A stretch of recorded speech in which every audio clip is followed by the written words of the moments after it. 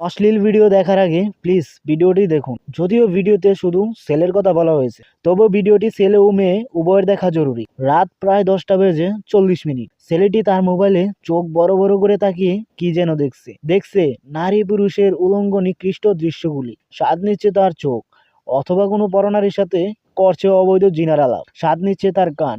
অন্ধকার ঘরে আবছা আলো। হঠাৎ তার কানে আজব এক শব্দ আসলো। কি হলো?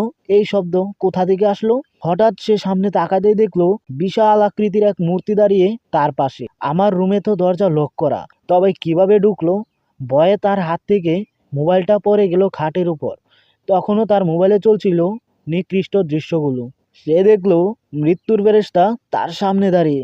ছেলেটি মনে মনে আফসোস করতে লাগলো, হায় আল্লাহ, একবার যদি তওবা করতে পারতাম। শুধু আফসোস আর আফসোস। এবং মনে মনে ভাবতে লাগলো, মোবাইল থেকে অশ্লীল ভিডিওগুলো ডিলিট করার আগেই আমার মৃত্যু চলে এলো। কিন্তু আর কোনো লাভ নেই, কারণ সে তার চোখে মৃত্যুর ফেরেশতা অর্থাৎ মালাকুল মউতকে দেখে ফেলছে। এবং মৃত্যুর ফেরেশতা তাকে বলছে, এসো হে নাপাক আত্মা, পাপী আত্মা, নিজের উপর জুলুমকারী আত্মা, এসো, তোমার মৃত্যুর ডাক পড়ে গেছে। হঠাৎ ছেলেটি ভয়ে আচমকা ঘুম থেকে উঠে বসে পড়ল, কারণ সে স্বপ্ন দেখছিল।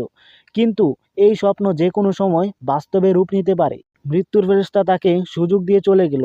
তাই আপনি সুযোগ থাকতে এখনই মোবাইলটা হাতে নিয়ে সব অশ্লীল ভিডিও এবং গান বাজনা ডিলিট করুন এবং তওবা করে আল্লাহর নিকট ফিরে আসুন। আল্লাহ পরম দয়ালু ও ক্ষমাশীল। আল্লাহ নিশ্চয়ই আপনাকে ক্ষমা করবেন।